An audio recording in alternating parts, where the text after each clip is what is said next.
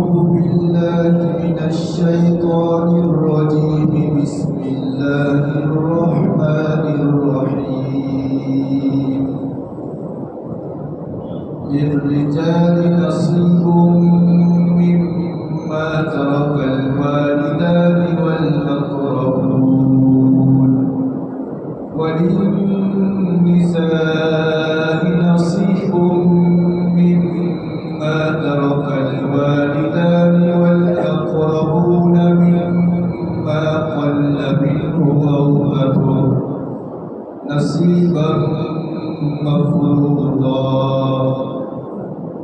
وإذا حضر القسمة أولو القربى واليتامى والمساكين فارزقوهم منه وقولوا لهم قولا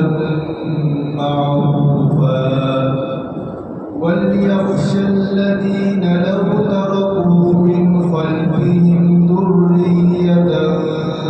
ضعافا خافوا عليهم فليتقوا الله وليقولوا قولا سديدا إن الذين يأكلون أموال اليتامى ظلما إنما يأكلون في بطونهم نارا وسيصلون سعيرا صدق الله العظيم. محترم دوستو اور بزرگوں، کل گزشتہ وصیت کے متعلق شریعت کے جو احکام ہیں اس کے متعلق کچھ باتیں پیش کی گئی تھیں. ان باتوں کا خلاصہ یہ ہے کہ آدمی کو ہر وقت اس بات کی فکر اور کوشش کرنی چاہیے کہ اس کے ذمے اللہ سبحانہ و تعالیٰ کے حقوق اور بندوں کے حقوق میں سے کوئی حق باقی نہ رہے. اگر اللہ سبحانہ و تعالیٰ کے حقوق اور بندوں کے حقوق میں سے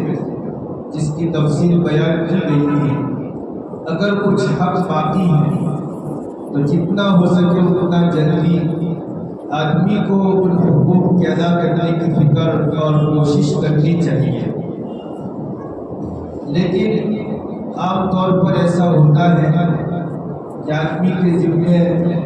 بہت سے حقوق ہوتے ہیں اور ایک دم آدمی اس کی ادائیگی کے اوپر قادر نہیں ہوتا. سارے کے سارے حقوق ایک ساتھ آدمی ایک ہی وقت کے اندر ادا کر دیں ایسا مشکل ہوتا ہے. اس لیے شریعت نے ایک مسلمان کو اس بات کی تاکید کی ہے کہ مسلمان اپنے ذمے جو حقوق ہیں اس کو اپنے پاس نوٹ کر لے، محفوظ کر لے اور جیسے جیسے موقع ملے ویسے ویسے ان حقوق کو ادا کرنے کی فکر اور کوشش کرے، جس کو شریعت کی اصطلاح میں وصیت نامہ کہا جاتا ہے. یہ تو آدمی کی اپنی ذمہ داری ہے کہ ہر وقت آدمی اپنا وصیت نامہ تیار رکھے. موت کا کوئی بھروسہ نہیں، آدمی کی وفات کا وقت کب آ جائے. اگر آدمی نے اپنا وصیت نامہ تیار نہیں رکھا ہے اور اس کے ذمہ کچھ حقوق ہیں اور آدمی کی وفات ہو گئی، بعد والوں کو کیسے پتہ چلے گا کہ اس کے ذمہ اللہ کے حقوق میں سے کون سے حقوق باقی ہیں اور بندوں کے حقوق میں سے کون سے حقوق باقی ہیں؟ جب ان کو معلوم ہی نہیں ہوگا تو وہ کس طریقے سے حقوق کو ادا کریں گے؟ یہ تو انسان کی اپنے جیتے جی یہ ذمہ داری ہے کہ آدمی ہر وقت اپنا وصیت نامہ تیار رکھے. اسی کے متعلق ایک بات یہ ہے کہ ایک آدمی کا انتقال ہو جائے تو انتقال ہونے کے بعد اس کے ورثاء کو جو اس کے بعد موجود ہیں ان کو کیا کرنا چاہیے جس کی وجہ سے مرنے والے کو زیادہ سے زیادہ فائدہ پہنچے. اگرچہ جو آیات ذکر کی گئی ہے اس میں اس کا کوئی تذکرہ نہیں ہے، لیکن وصیت سے متعلق ایک چیز یہ بھی ہے، اس لیے ضمناً اس کو یہاں پر بیان کیا جاتا ہے۔ جب کسی آدمی کا انتقال ہو جائے تو ورثہ کی جو ذمہ داریاں ہیں، ان ذمہ داریوں میں سے سب سے پہلی ذمہ داری تو یہ ہے کہ اس کے غسل، کفن کا انتظام کرے۔ دوسرے نمبر پر اس کے ذمے جو قرضے ہیں اس کو ادا کریں، وصیتیں جو کی ہیں اس کو نافذ کریں۔ اس کے ساتھ ساتھ مرنے والا جو ہے اس نے جو وصیتیں کی ہیں، اگر اس نے اپنا وصیت نامہ لکھ کر رکھا ہے اور کسی آدمی کو بتلا دیا ہے کہ میرا فلانی جگہ پر وصیت نامہ رکھا ہوا ہے، تو اس پہ جو کچھ لکھا ہوا ہے اس کے مطابق کاموں کو انجام دینا چاہیے۔ مثال کے طور پر اس کے ذمے نمازیں باقی تھی اور اس نے اپنی ڈائری وصیت نامہ میں یہ بات لکھی ہے کہ میرے ذمے اتنی نمازیں باقی ہیں، تو ورثہ کو چاہیے کہ جتنا جلدی ہو سکے اتنا جلدی اس کے مال میں سے، اگر وہ مال چھوڑ کر گیا ہے تو اس کے مال میں سے تہائی مال کے 3 حصے کریں، تو 1 حصے میں سے جو اس کی وصیت نافذ کی جائے گی، یعنی نماز، روزہ، حج، زکوٰۃ وغیرہ جو کچھ بھی ہے، تو اس کے مال کے تہائی میں سے جتنا جلدی ہو سکے اتنا جلدی جتنی نمازیں اس کے ذمے باقی ہیں ان نمازوں کا فدیہ ادا کرنے کی فکر اور کوشش کی جائے۔ سب سے پہلے یہ کام ہے جو اللہ سبحانہ و تعالیٰ کے 8 حقوق ہیں، یعنی نماز، روزہ، زکوٰۃ، حج، صدقہ فطر، قربانی، سجدہ تلاوت اور اسی طریقے سے نذر اور کفارات، ان میں سے اگر اس کے ذمے کوئی حقوق باقی ہیں اور اس نے اپنے وصیت نامے میں یہ بات لکھی ہے تو سب سے پہلے اس کے یہ جو حقوق ہیں ان حقوق کو ادا کرنے کی فکر اور کوشش کی جائے۔ یہ تو اس وقت کی بات ہے جب کہ آدمی نے اپنے وصیت نامے میں ان چیزوں کو لکھا ہے۔ اگر شریعت کے قاعدے کے مطابق اس کے ذمے جو حقوق باقی ہیں جو اس نے اپنی ڈائری میں لکھے ہیں، ان تمام کی مجموعی جو قیمت ہے، ٹوٹل جو قیمت بنتی ہے، اس نے جو مال چھوڑا ہے اس کے تہائی سے زیادہ ہے۔ مثال کے طور پر اس نے 90,000 روپے چھوڑے ہیں، 30,000 ایک تہائی مال ہوتا ہے اور اس کے ذمے جو حقوق باقی ہیں اس کا ہم نے ٹوٹل نکالا تو وہ 40,000 ہوتے ہیں، تو 30,000 جو تہائی اس سے بھی زیادہ ہے۔ تو شریعت کے قانون کے مطابق ورثہ کے ذمے تہائی سے زیادہ خرچ کرنا ضروری نہیں ہے، یعنی وہ پابند ہے 30,000 تک اس کے ذمے جو حقوق باقی ہیں اس کو ادا کرے۔ اوپر کے جو 10,000 روپے اس کے ذمے باقی ہیں، یعنی اللہ کے حقوق میں سے جو یہ جو 8 چیزیں بیان کی گئی ان میں سے اگر باقی ہے 10,000 کی مقدار کے بقدر تو ورثہ کے ذمے ضروری نہیں ہے، لیکن اگر وارثین سب کے سب بالغ ہیں اور وہ اپنی خوشی سے اوپر کی جو رقم ہے اس کو بھی ادا کر دیں تو یہ بہتر ہوگا۔ اس سے مردے کو، مرنے والے کو فائدہ ہوگا کہ اس کا ذمہ بری ہو جائے گا، ان حقوق سے وہ چھٹکارا حاصل کر لے گا۔ یہ اللہ کے حقوق کے سلسلے میں ہے۔ اور اگر آدمی نے کوئی وصیت نہیں کی ہے، نہ نماز کے متعلق، نہ روزوں کے متعلق، نہ زکوٰۃ کے متعلق اور نہ دیگر حقوق کے متعلق، لیکن ورثہ کو معلوم ہے کہ اس کے ذمے اتنی نمازیں ہو سکتی ہیں اور اتنے روزے ہو سکتے ہیں، اتنی زکوٰۃ ہو سکتی ہے، تو قاعدے کے مطابق ان حقوق کو ادا کرنا اور ان حقوق کی طرف سے فدیہ اور مال کو ادا کرنا ورثہ کے ذمے ضروری نہیں ہے اگر وصیت نہیں کی ہے تو۔ لیکن اگر ورثہ سب کے سب بالغ ہیں اور وہ ان سب چیزوں کا حساب کتاب کر کے رضا، رغبت اور خوشی کے ساتھ اپنے مرنے والے کی طرف سے ان حقوق کو ادا کر دے گا، یہ بہت اچھی چیز ہے، مرنے والے پر ایک طریقے کا احسان ہوگا۔ اگر ورثہ کے اندر کوئی نابالغ ہے تو نابالغ کا حصہ الگ کرنے کے بعد جو بالغ ہے وہ اپنے خوشی کے ساتھ ادا کر لیں تو ادا کرنا درست ہوگا۔ اگر ورثہ میں کوئی نابالغ ہے تو اگر وہ کہے رضا اور خوشی کو وہ ظاہر کرے تو بھی اس کے مال میں سے لینا درست نہیں ہے۔ اس کا مال تو اس کے لیے علیحدہ الگ کر دیا جائے گا، اور اس کے بعد جو بچے گا اس میں سے ورثہ جو بالغ ہے وہ راضی ہے تو وہ اپنی طرف سے ادا کر سکتے ہیں۔ یہ اس وقت کی بات ہے جب کہ مرنے والے نے وصیت نہ کی ہو۔ یہ تو اللہ کے حقوق کے سلسلے میں ہے۔ بندوں کے جو حقوق ہیں،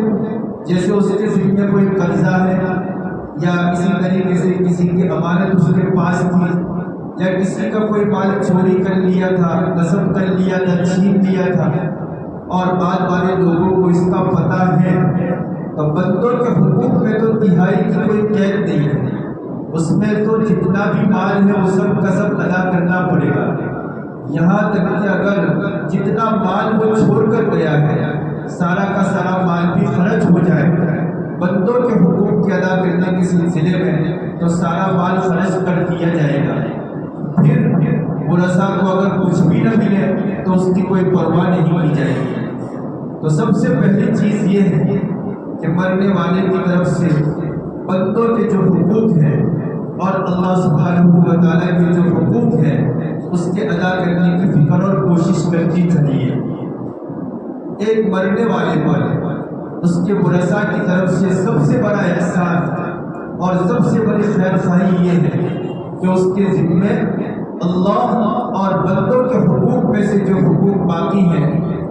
اس کی طرف سے جلدی سے ادا کر دیے جائیں۔ بندوں کے حقوق کا مسئلہ تو بہت ہی زیادہ سنگین ہے۔ اگر کسی آدمی کے ذمے قرضہ ہو اور ایسی حالت میں اس کا انتقال ہو جائے تو اس سلسلے میں تو بڑی سخت باتیں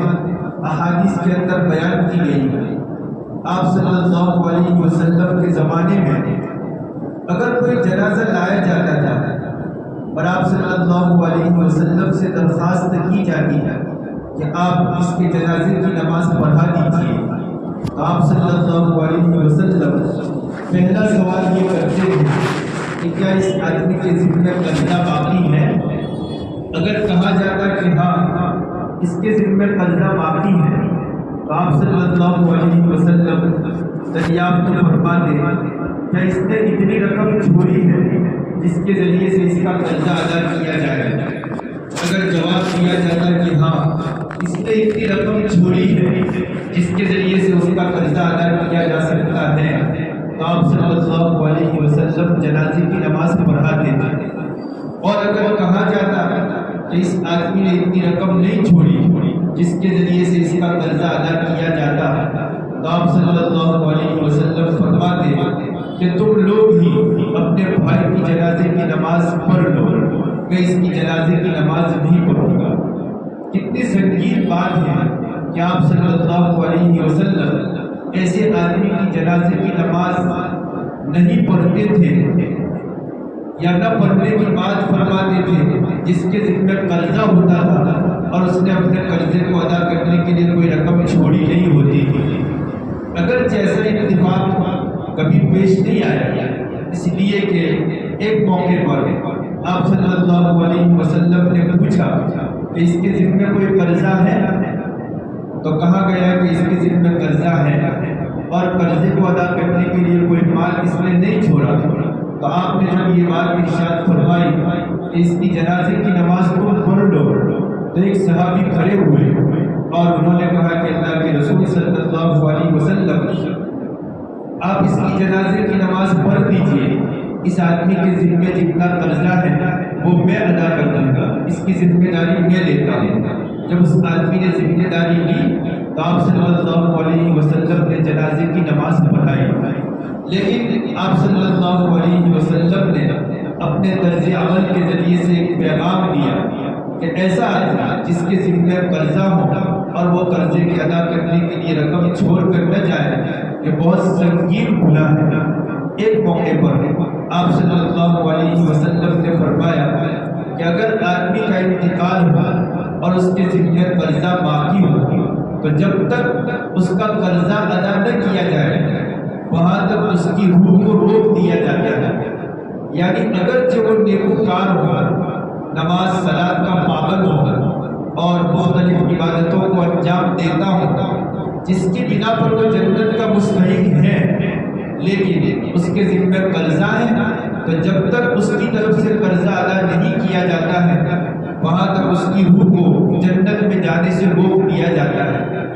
اس سے بھی پتہ چلتا ہے کہ یہ کتنی سنگین بات ہے۔ اس کی بنا پر ورثہ کے ذمہ ضروری ہے کہ جتنا جلدی ہو سکے اتنا جلدی اس کی طرف سے قرضے کو ادا کرنے کی فکر کوشش کریں تاکہ مرنے والے کو راحت اور آرام پہنچے۔ ایک موقع پر نبی اکرم صلی اللہ علیہ وسلم تشریف فرما تھے۔ ایک صحابی آئے اور آپ صلی اللہ علیہ وسلم سے دریافت کیا، اللہ کے رسول صلی اللہ علیہ وسلم بتلائیے، اگر میں اللہ کے راستے میں جہاد کے لیے جاؤں اور میں جم کر ڈٹ کر مقابلہ کرنے والا ہوں، آگے بڑھنے والا ہوں، پیٹ پھیرنے والا نہ ہوں، میری تلوار کی زد میں آ کر چند کافر مارے جائے اور اس کے بعد کوئی کافر میرے اوپر وار کرے اور اس کا وار مجھے لگے،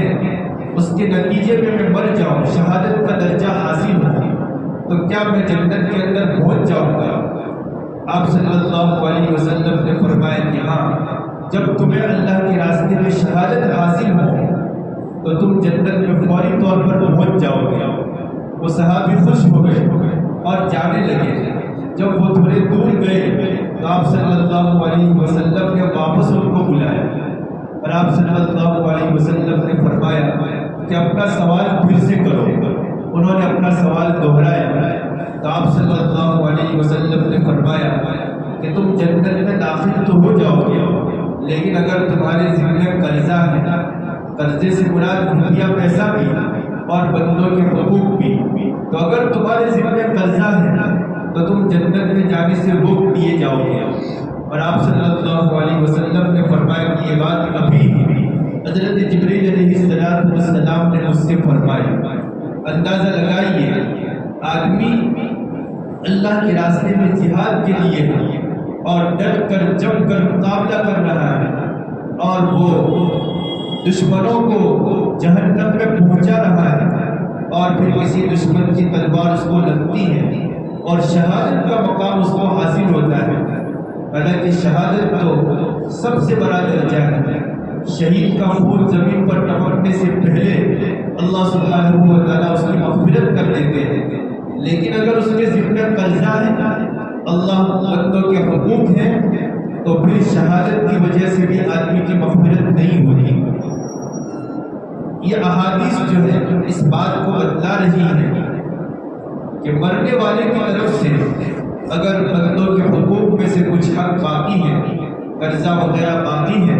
تو اس کو ادا کرنے کی اولے پہلے کے اندر فکر اور کوشش کرنی چاہیے۔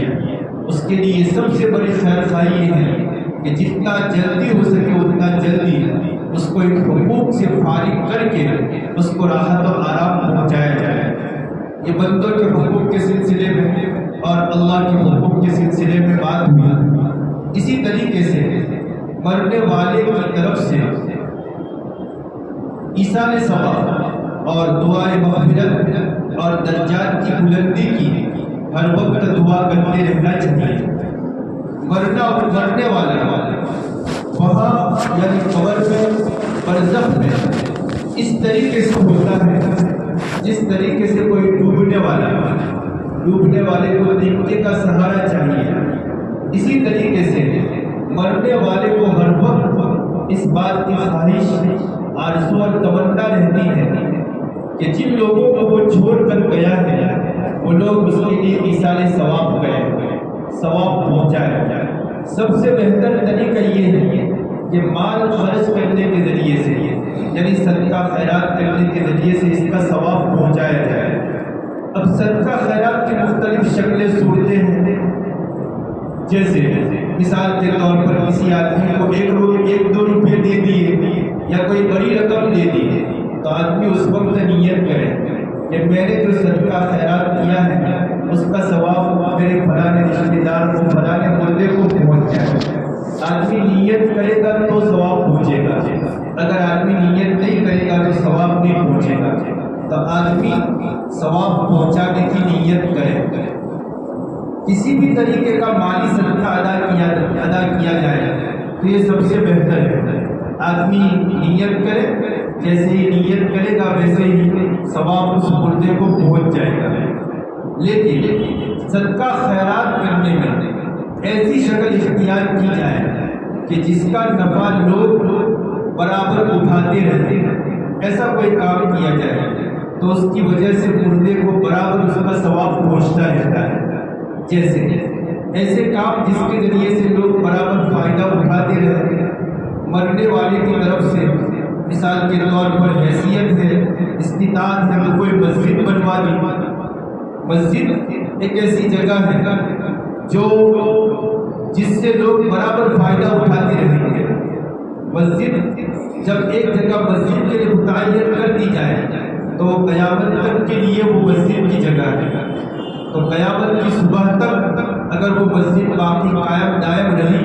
اور لوگ اس میں نماز پڑھتے رہے تو اس مردے کو اس کا برابر ثواب پہنچتا رہے گا۔ اسی طریقے سے اگر پوری مسجد نہیں بنا سکتے ہیں تو جب لوگ مل کر مسجد تعمیر کرا دیں اور اس کو وقف کر دیں، اس کا ثواب اپنے مرحوم رشتے داروں کے نام کر دیں تو اس کا ثواب اس کو برابر پہنچتا رہے گا۔ اسی طریقے سے کسی جگہ پر کنواں کھدوا دیا، بورنگ کروا دی، یا کسی طریقے سے مسجد میں قرآن مجید رکھوا دی یا کتابیں رکھ دی، یا اس طریقے کا کوئی بھی کام جس سے لوگ برابر فائدہ اٹھاتے رہتے ہیں، ایسا کوئی کام اس کی طرف سے کر دیا جائے تو اس کا ثواب اس کو برابر پہنچتا رہتا ہے۔ یہ سب سے بہتر چیز ہے کہ اس طریقے کا کوئی کام کیا جائے۔ دوسرے نمبر پر بدنی جو عبادتیں ہیں، یعنی نماز ہے، روزہ ہے، حج ہے، زکوٰۃ ہے، صدقہ خیرات وغیرہ ہے، یہ کام کر کے بھی اس کا ثواب پہنچایا جا سکتا ہے۔ عام طور پر ہم لوگ یہ سمجھتے ہیں کہ قرآن مجید پڑھ لیا اور اس کی نیت کر لی تو اس کا ثواب پہنچ جاتا ہے، بس ہم اسی کو سمجھتے ہیں کہ سارے ثواب کا ذریعہ، حالانکہ ایسا نہیں ہے۔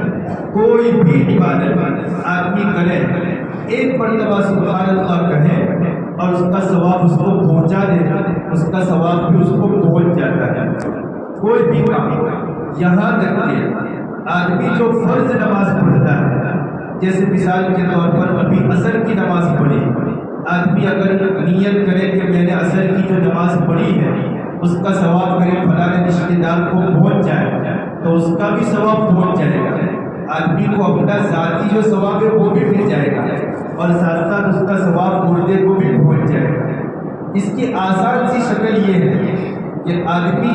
رات کو سوتے وقت یہ نیت کرے کہ دن بھر میں نے جتنے بھی نیک اعمال کیے ہیں ان تمام نیک اعمال کا ثواب میرے فلاں فلاں رشتے داروں کو فلاں فلاں مردوں کو پہنچ جائے۔ یہ سب سے آسان شکل ہے۔ اللہ کی توفیق سے آدمی کو دن بھر میں کچھ نہ کچھ نیک کام کرنے کی توفیق تو ہو ہی جاتی ہے۔ آدمی نماز پڑھتا ہے، کوئی بھلائی کی بات کہتا ہے، کوئی 2 روپے کسی کو صدقہ خیرات کر دیتا ہے، تو آدھی سے 1 سیکنڈ کا کام ہے نیت کرنا، اور آدمی جیسے ہی نیت کرے گا ویسے ہی اس کا ثواب پہنچ جائے گا۔ تو آدمی اپنا یہ معمول بنا لے گا، رات کو سوتے وقت یہ نیت کرے کہ دن بھر میں نے جو نیک کام کیے ہیں اس کا ثواب فلاں فلاں لوگوں کو پہنچ جائے۔ اب ایک بات یہ بھی ذہن میں رہے کہ اگر کوئی آدمی مثال کے طور پر 1 پارہ پڑھتا ہے اور اس کا ثواب ایک شخص کو پہنچاتا ہے، جیسے اپنا کوئی قریبی رشتے دار اس کا انتقال ہو گئے، اس کو ثواب پہنچایا، 1 پارہ پڑھا اور ایک ہی آدمی کو ثواب پہنچایا، تو جتنا پڑھا ہے اس کا پورا ثواب اس کو پہنچ جائے گا۔ اور اگر 1 پارہ پڑھا اور 10 آدمیوں کی نیت کی تو قاعدے کے مطابق تو وہ تقسیم ہو جائے گا، یعنی اگر 100 نیکیاں ہیں تو سب کو 10 نیکیاں ملیں گی، تقسیم ہو جائے گا۔ لیکن اللہ سبحانہ و تعالیٰ کی ذات سے امید رکھنی چاہیے، جیسے کہ بعض علماء نے اس کی صراحت بھی کی ہے کہ تقسیم نہیں ہوگا، بلکہ ہر ایک کو پورا پورا ثواب ملے گا۔ پڑھنے والے کو بھی ثواب ملے گا، اور جن جن لوگوں کو پہنچائے تمام کو 100 نیکیاں مثال کے طور پر ہے تو سب کو پہنچ جائے گی۔ تو آدمی کو نیت کرنے میں بخیلی سے کام نہیں لینا چاہیے،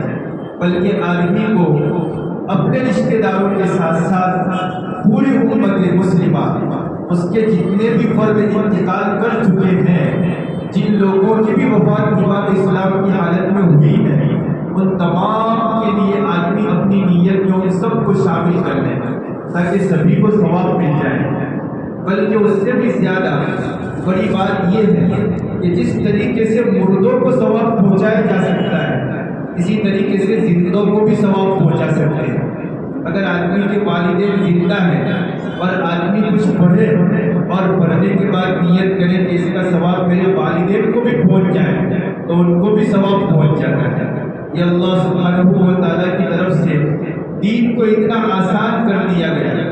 اور نیکیوں کا اجر و ثواب کا ایسا انبار لگا دیا گیا کہ آدمی سوچ بھی نہیں سکتا، حساب کتاب بھی نہیں کر سکتا ہے۔ جب تک آدمی زندہ ہے تب تک اس کے لیے موقع ہے، مرنے کے بعد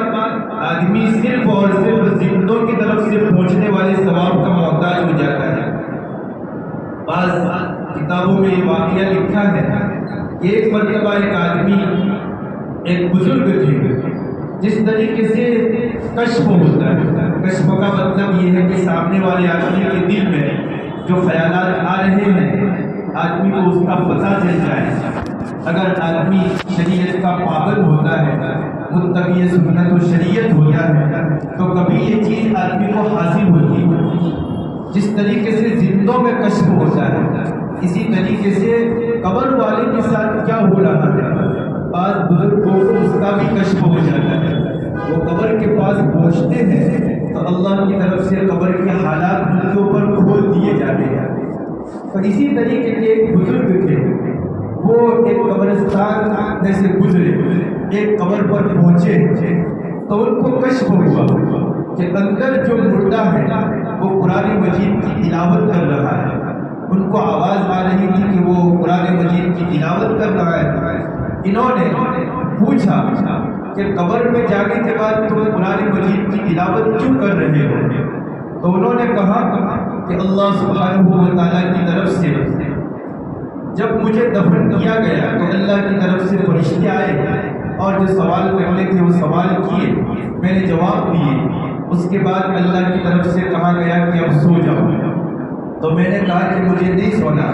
بلکہ مجھے تو قرآن مجید کی تلاوت کرنی ہے۔ تو اللہ سبحانہ و تعالیٰ کی طرف سے مجھے اجازت دے دی گئی کہ میں قرآن مجید کی تلاوت کروں۔ اس طریقے کے بہت سے واقعات ہیں، جیسے خود آپ صلی اللہ علیہ وسلم نے حضرت موسیٰ علیہ السلام کے متعلق فرمایا کہ معراج کے موقع پر حضرت موسیٰ علیہ السلام کی قبر کے پاس سے میرا گزر ہوا تو مجھے معلوم ہوا کہ وہ اپنی قبر میں کھڑے ہو کر نماز پڑھ رہے ہیں۔ بہرحال تو وہ بزرگ جو ہے قبر کے اندر قرآن مجید کی تلاوت کر رہے تھے۔ باہر والے بزرگ کو تعجب ہوا تو اس اندر والے نے کہا کہ جب سے مجھے دفن کیا گیا ہے تب سے لے کر آج تک میں نے 70,000 یعنی 70,000 قرآن شریف ختم کر لیے۔ باہر والے بزرگ کو تعجب ہوا کہ اتنے سارے قرآن تم نے ختم کر لیے۔ تو اندر والے نے کہا کہ ایک مرتبہ سبحان اللہ کہو اور اس کا ثواب مجھے پہنچا دو، میں یہ 70,000 قرآن تمہیں دینے کے لیے تیار ہوں۔ انہوں نے کہا کہ کیوں؟ کہا کہ اگرچہ میں نے 70,000 قرآن ختم کیے ہیں لیکن اس کا ثواب مجھے نہیں ملے گا، اور تم جو سبحان اللہ کہہ رہے ہو اس کا ثواب تمہیں ملے گا، اس لیے کہ تم ابھی عمل کرنے کی جگہ پر ہو اور میں بدلے کی جگہ پر ہوں، اور بدلے کی جگہ پر عمل کرنے کا کوئی ثواب نہیں ہوتا ہے۔ تو ہمیں اللہ سبحانہ و تعالیٰ نے جو لمحات دیے، جو زندگی دی ہے، وہ بہت قیمتی زندگی ہے۔ یہاں ہم جو کچھ کر سکتے ہیں وہ کر لیں، وہاں جانے کے بعد ہم لوگ باہر والوں کی طرف سے پہنچنے والے ثواب کے محتاج ہوں گے۔ اور زندوں کو چاہیے کہ اپنے مردوں کا جتنا فائدہ کر سکتے ہیں اتنا فائدہ کریں۔